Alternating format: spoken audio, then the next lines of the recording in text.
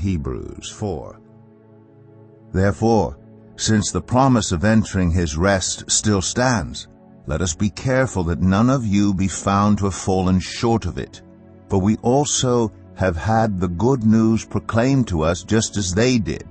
But the message they heard was of no value to them because they did not share the faith of those who obeyed.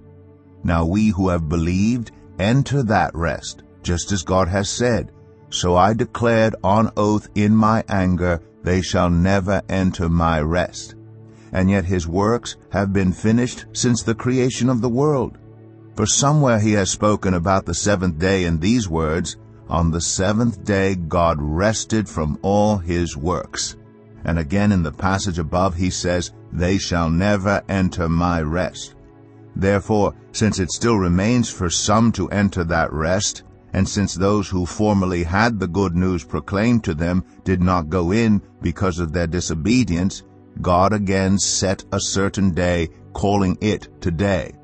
This he did when a long time later he spoke through David, as in the passage already quoted, "Today, if you hear his voice, do not harden your hearts." For if Joshua had given them rest, God would not have spoken later about another day. There remains then a Sabbath rest for the people of God.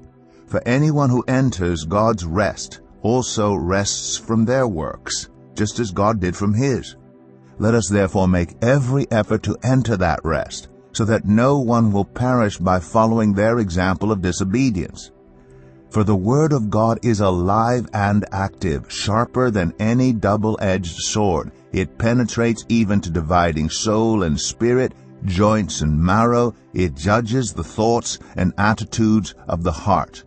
Nothing in all creation is hidden from God's sight. Everything is uncovered and laid bare before the eyes of him to whom we must give account.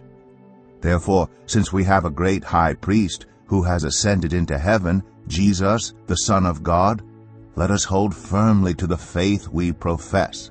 For we do not have a high priest who is unable to empathize with our weaknesses, but we have one who has been tempted in every way just as we are, yet he did not sin. Let us then approach God's throne of grace with confidence, so that we may receive mercy and find grace to help us in our time of need.